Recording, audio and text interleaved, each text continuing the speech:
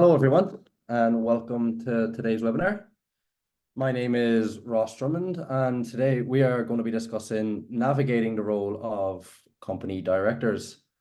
Now, for those of you perhaps starting with your business ventures and considering registering a new company, or perhaps you are an existing director, it's really important that you guys understand the different duties, responsibilities, and obligations of being a director.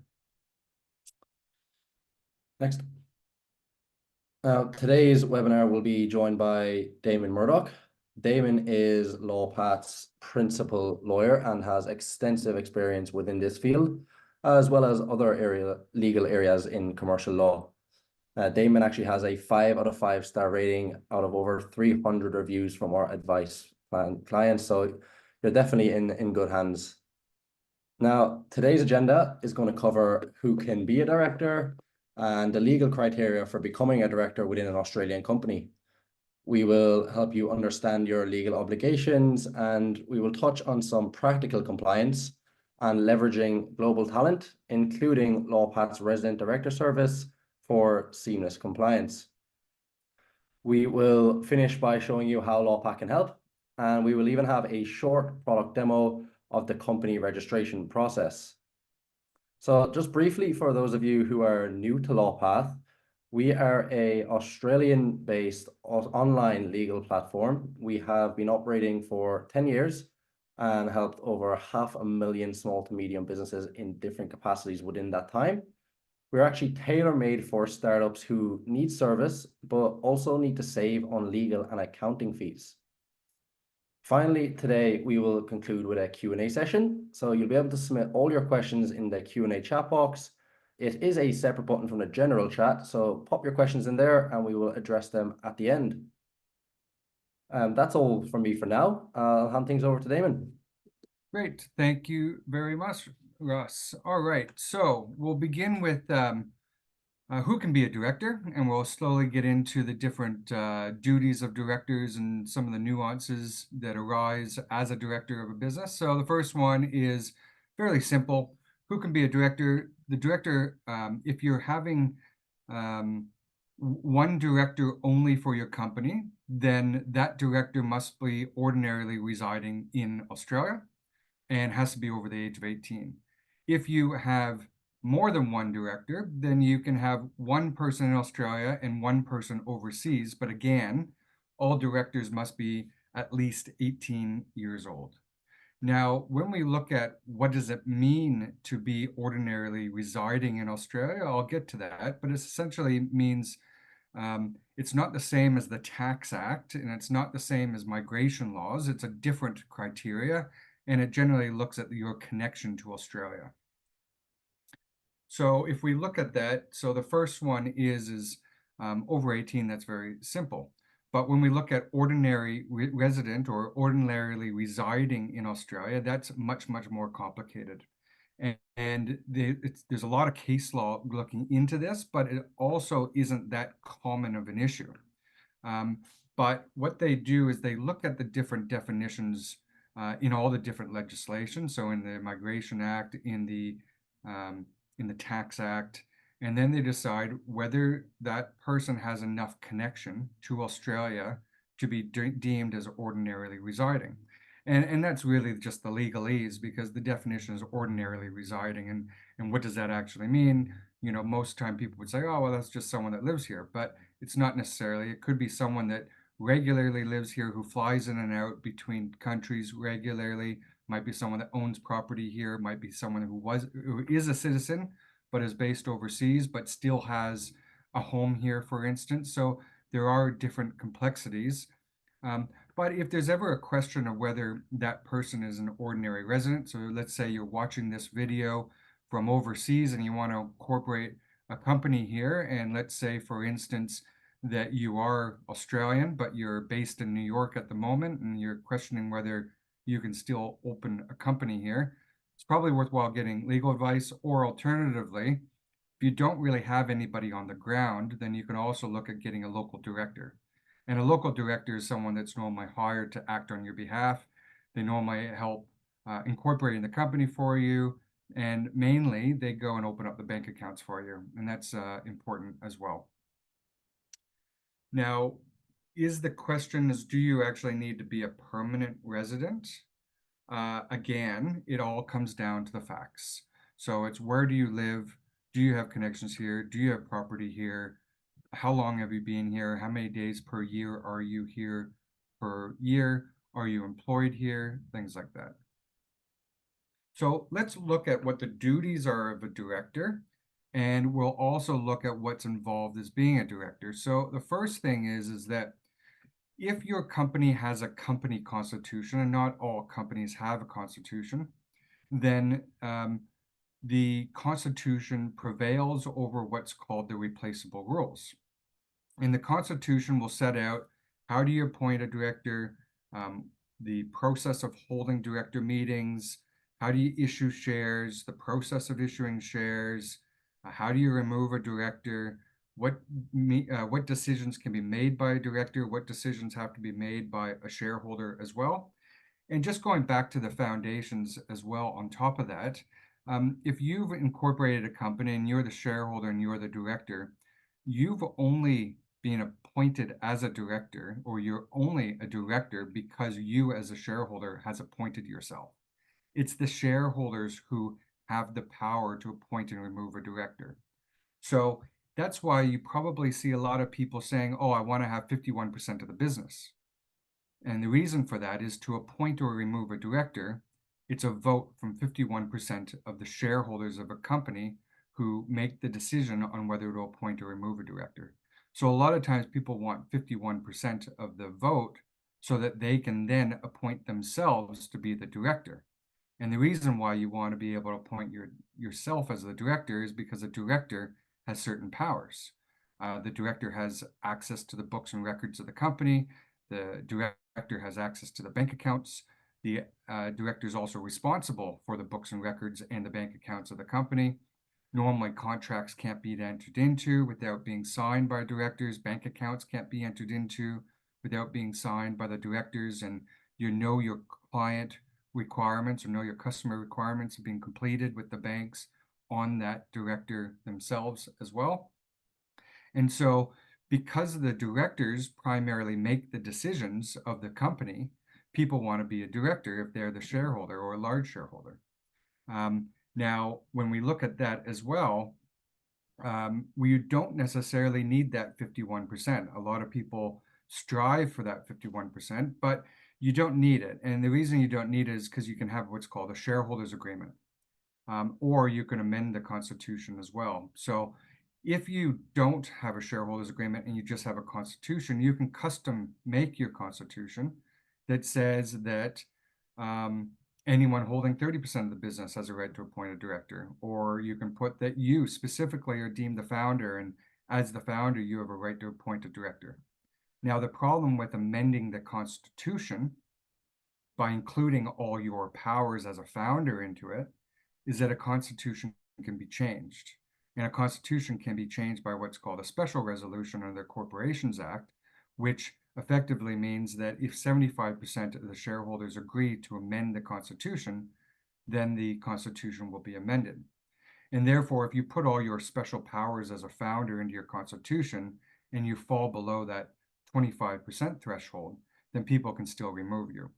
And that's why we normally do what's called a shareholders agreement. And that's where if you have more than one director, or sorry, more than one shareholder, then you normally do a shareholders agreement that says you as a founder always have a right to appoint a director. And that's a contractual right, and people can't remove you as a director because you have the contractual right to appoint yourself as the director. Now, if you want to know more about founders' rights and shareholders' agreements, you can go to our YouTube channel. And our YouTube channel has short videos that I've done on founders' rights, on shareholders' agreements, on capital raising. We have a bunch of different videos on this kind of stuff, including preference shares and so on. But going back to the duties or the role of the director is the one that signs the contract. The director is one that makes the decisions. And you normally only have to go back to the shareholders in fairly limited circumstances. So number one is if you don't have a constitution, Section 254D of the Corporations Act says if the company is ever going to issue new shares, they have to first offer those shares to the existing shareholders. That's the preemptive rights that are automatic by the Corporations Act, unless you've changed it by implementing a company constitution. But generally speaking, you only go back to the shareholders if you're going to do a related party transaction where the director is going to enter into a business dealing with themselves, possibly for the director's remuneration, anything where there's a conflict of interest, or they will go back to the shareholders to amend the constitution, and that's pretty much it. Otherwise, directors pretty much run the show. They sign their documents, whatever ones they want. They run the business, enter into contracts, hire lawyers, hire accountants, do the tax returns, and so on. And so as a shareholder, you don't always have a lot of rights unless you put those rights into a shareholders agreement.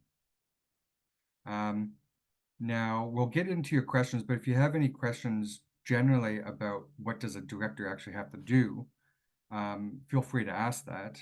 But if you have shareholders, you got to report back to the shareholders. You have to have an annual general meeting. You got to prepare the books and records. You got to file your tax returns. You got to do your BAS. You got to pay super. You got to pay your employees, withhold the tax on your employees, wages, and so on. Now, when we look at the Corporations Act, it doesn't matter what's contained in your constitution generally. It doesn't matter what's contained in your shareholders agreement, because a lot of clauses of the Corporations Act prevail. So they're statutory obligations that can't be contracted out of.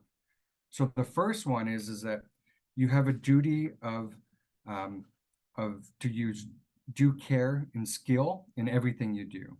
And as part of that duty of using due care and skill means that you have to be honest in all your dealings that you're dealing with your shareholders.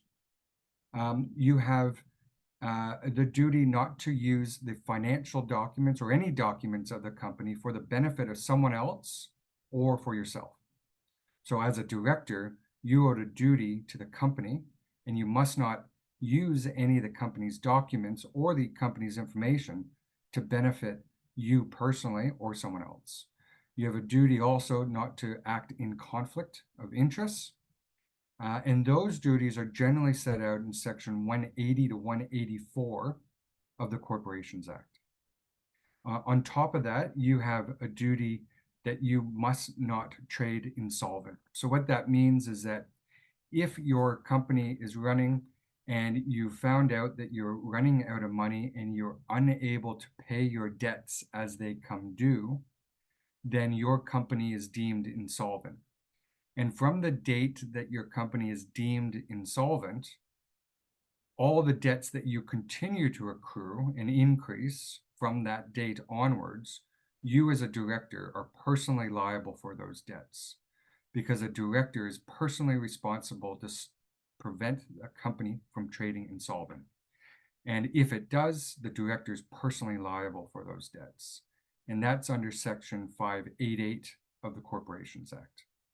Now, there are some exceptions, but generally speaking, if your company is insolvent, you normally need to appoint an administrator or possibly seek shareholder approval to put the company into administration or into liquidation.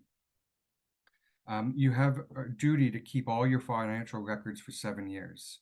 So all your tax returns and so on, and all the records need to be kept for 7 years. And that's because, generally speaking, you can be audited by the ATO for a period of 6 years. So that's why financial records are normally required to be kept for 6 years or 7 years. Now, interesting about using the information for the company and not for yourself or someone else. It's not just directors that have that obligation. It's also employees and agents and officers of the company. So if you ever had a situation where an employee has taken your confidential information and then started up a competitive business and has used that information, and let's say you didn't have a contract in place, then you might be able to make a claim under Section 181, 182 of the Corporations Act, which says that they've used that information for the benefit of themselves or someone else, and therefore they breached the Corporations Act. So what do you need to keep? So you need to keep all your transactions. Basically, you have to keep all your financial reports. Generally speaking, you have to keep all your receipts and checks. I think the rule is if it's over $75, but you might want to check an accountant for the requirement to keep receipts. And then on top of that, if you are a director and a shareholder requests for a copy of the financial books and records of the company, shareholders holding more than 5% of the business has a right to access to the books and records as long as they're doing it in good faith and for a proper purpose. And so there's a lot of case law on what does good faith mean? Are they doing it just to are they doing it for an improper purpose? Are they doing it in bad faith?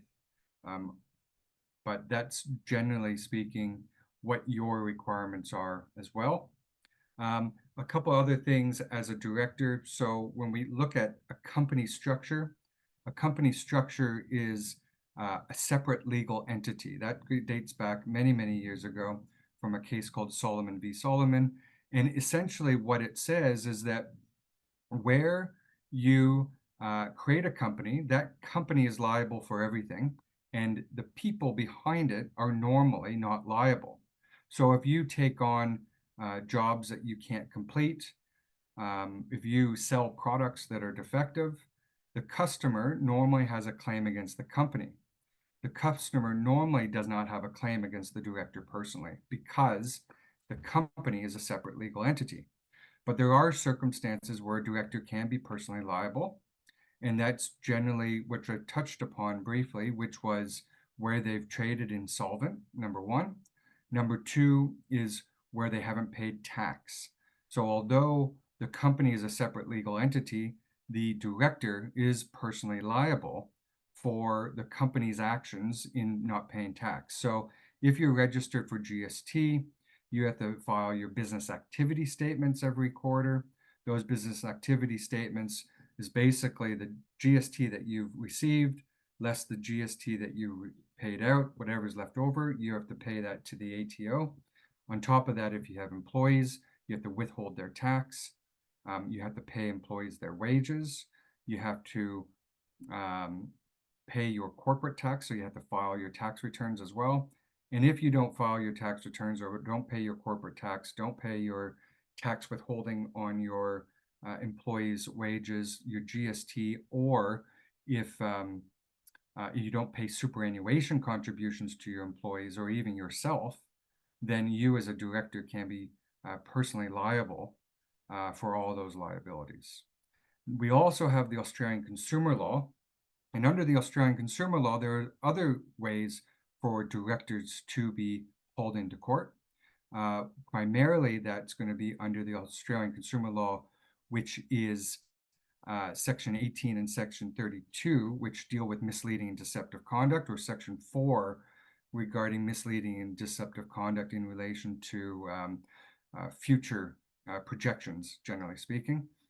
So for instance, if you as a director, you're running your own business, it's just you, you're doing the sales, you're doing the delivery of the goods and services, and you promise someone something or you make false representations about something to them on the phone or an email, they could potentially sue you personally for making that representation because it wasn't necessarily just the company, it was you personally that did it. So you can get hauled into court for misleading and deceptive conduct. You can also get hauled into court for fraud. On top of all of that, also under employment law, there are sections under the Fair Work Act where if you have aided or abetted, so if you have participated in the unfair dismissal of someone, or if you have participated in the unlawful termination, or if you have taken an action against someone that's made a complaint in employment, then in those circumstances, you can also be hauled into court and be personally liable potentially. But I think primarily this presentation is mostly about two things. It's one, about answering your questions, because a lot of people have a lot of questions about this kind of area. And number two is us showing you how the platform works. So I'm going to leave it for now on just that. And hopefully we have a lot of questions so you can see in practice how directors' duties and responsibilities actually come into play when we start going through those questions. So drop those in now. I'm going to pass it back over to Ross, and he's going to walk through that platform with you.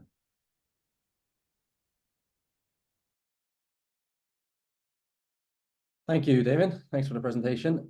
So guys, just before we jump into the platform demo, I wanted to cover off a little bit again about how LawPack can help. So we can supply your business with unlimited legal documentation, and through our contract management system, you can complete professionally drafted templates by our lawyers within 5 to 20 minutes. We have a series of professional workflows. Now, these are 9 tasks popular with all businesses, regardless of the industry. And these include things like setting up an NDA, setting up a trust, or hiring an employee. Now, you can also book legal consultations with our senior lawyers through the platform, for which we can provide you with same day or next working day consultations. So now I'll just jump over to the platform and take you guys through a quick platform demo. We're going to be running through the company registration process. So this is great for anyone who is thinking of registering a company with us in Australia. Bear with me while I get set up.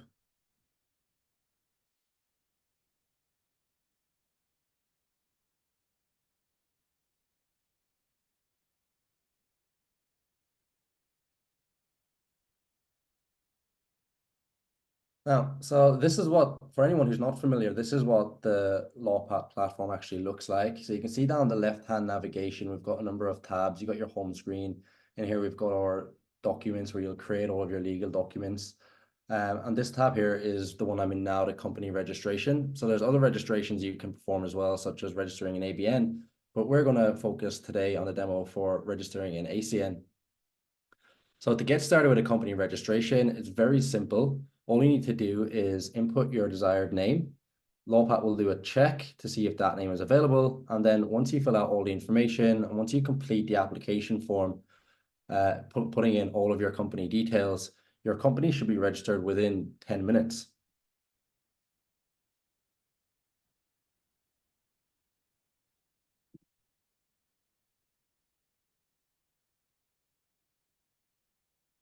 So there's just 5 steps you need to complete before you get into the application form. So this is just filling out your company name and details, company documentation and tax registrations, business name and compliance. And there's an option to opt in for a virtual office and our essentials expert support. And you also can opt in for some of our partner offers before you check out.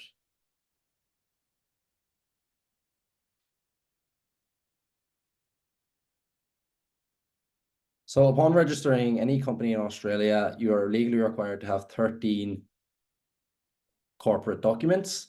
Upon registration with us at LawPath, we will tailor these documents to your company details. These include documents such as your constitution, resolution of members, share certificates, office holder consent forms, and so on. We can actually draft all of them for you so that you don't need to go and create them yourself.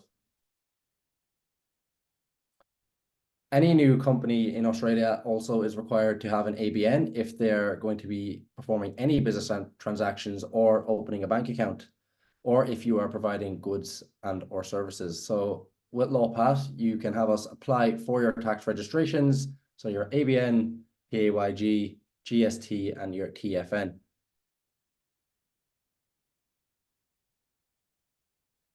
And then registering a business name in Australia is essential if you want to operate under a name other than your company name, including Pty Ltd. So for example, if you intend to conduct business under Webinar Demo, which is the company name I have selected, and you don't want to display the Pty Ltd, you also need to register Webinar Demo as a business name. And you can add a 1-year business name registration to your company application via LawPath.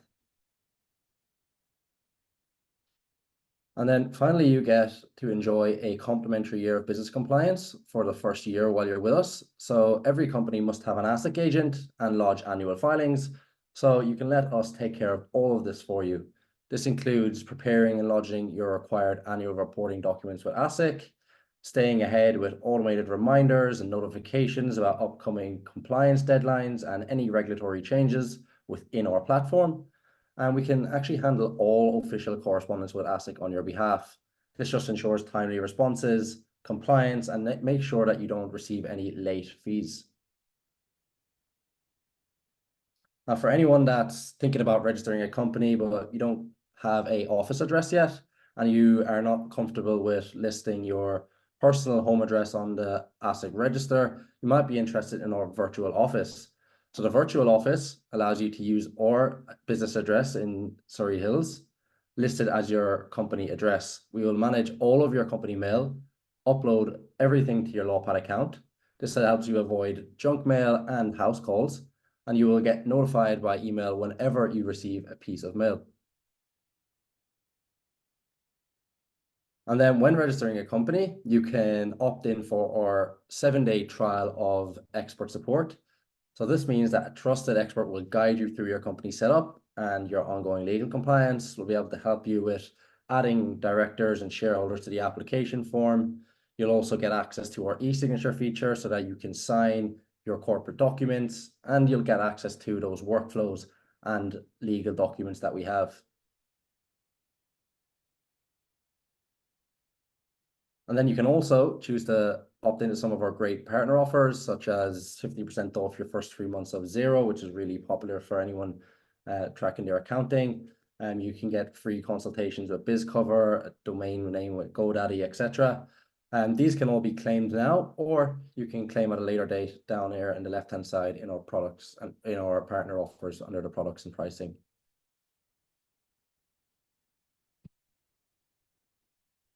So once you get to the end, you will finalize, you will check out, so you can see what's included. You're getting your company registration, your ACN, the government fee, corporate company documents, your tax registration, and your business name all included in one package. Once that's complete, you will provide all of your company details and tax details, input your directors, your shareholders, and ABN information. We will then lodge your application with the government, and then within 10 to 20 minutes, you should receive your company registration. So for anybody that's looking to come on board and register a company, just feel free to reach out to us or type yes in the general chat, and we'll have somebody reach out to you. So now I'm going to hop back into the presentation. We'll take you through some of our offers. We actually have a great brand new exclusive offer for our webinar attendees today, which I will run you through now.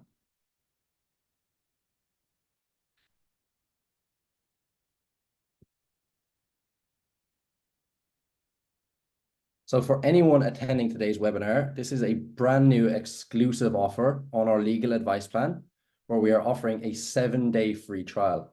So this will give you immediate access to our templates or to be able to book a discovery call with one of our lawyers.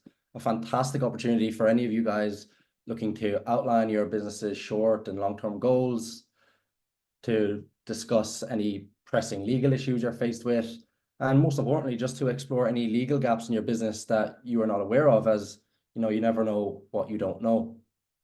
This is a 24-hour offer. If anyone would like to avail of the 7-day free trial, you can click yes on the poll, or you can just type yes in the webinar chat and have one of us reach out to you, and we can answer any of your questions before opting in for the trial.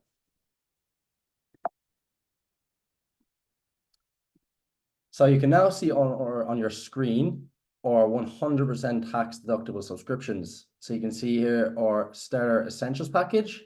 This includes our fully customizable legal templates. Our documents also have e-sign capability, which means you can send all your contracts out for digital signing. It also includes access to all features of our AI, which has features such as multiple language models, and you can even ask it legal questions or simplify any legal jargon, or draft additional clauses for your documents, or do an AI review of your document to provide some further insights. Now, down the middle, we have the most popular plan, which is the legal advice package, the plan that we have the current 7-day free trial available to you on.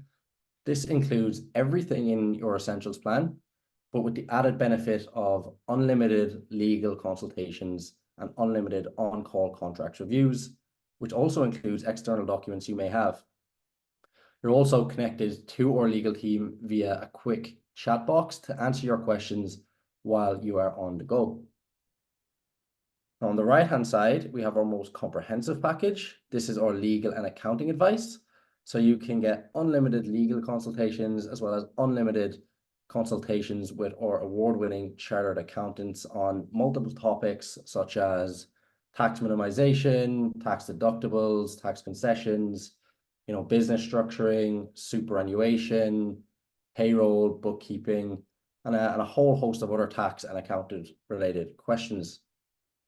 We also have a add-on option to get your hands-on tax needs met so that you never fail to lodge a BAS or tax return. We have a compliance package where you can have your BAS lodgements, tax lodgements, financial statements, and a special fiscal year consultation to do a deeper dive and analysis of your business's spending and revenue. So again, if anyone is interested in any of these plans or the 7-day free trial, just type yes in the general chat and someone will reach out to you to discuss further.